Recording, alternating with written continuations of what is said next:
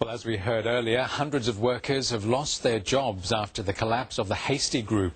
It follows on from job losses announced last week at Qantas and the Kurri Kurri aluminium smelter in New South Wales. There are some sectors that can't find enough workers. According to the latest Clarius Skills Index, there's a shortage of more than 16,000 workers in engineering, IT and sales. Of those, engineers are in the most demand with at least 7,000 vacancies.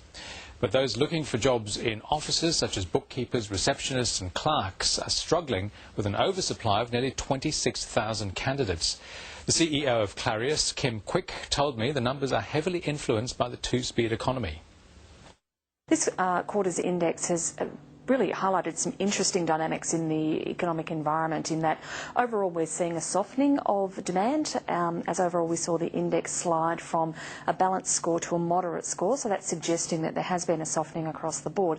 However, there's a multitude of different stories underneath that raw number, whereby we are seeing shortages in some sectors, predominantly the IT, engineering, sales and advertising spaces, and other areas we're seeing an oversupply of skills. And that's also dictated to by the fact that there are some regions that are showing shortages across the board, for example, in Western Australia as a result of the resources boom. You mentioned WA, Kim. To what extent does that economy, which is going gangbusters at the moment, skew the picture? Look, quite a bit, I would suggest. I think, if you were to take the impact of the extreme shortages that we hear reported in Western Australia, then I think that puts a very different picture on the skills shortage overall, and I think it puts a very different picture on the economy in general. So, we certainly are seeing that have a fair impact on the overall numbers.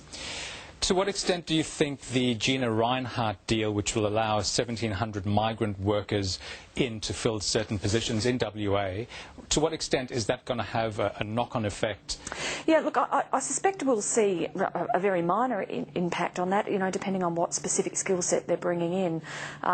Bearing in mind, I guess it's really challenging in the current marketplace when you have Western Australia screaming out for additional skills and for additional labour generally, and on the East Coast here we've got people out of work, and every day we're hearing more and more stories of job losses.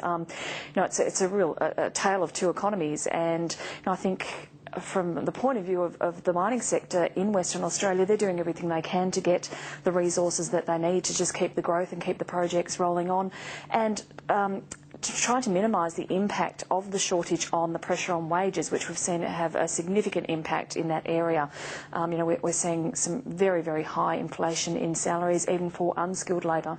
You mentioned there that some employers were taking a wait-and-see approach. I mean, is that a kind of polite way of saying that there are hard times ahead?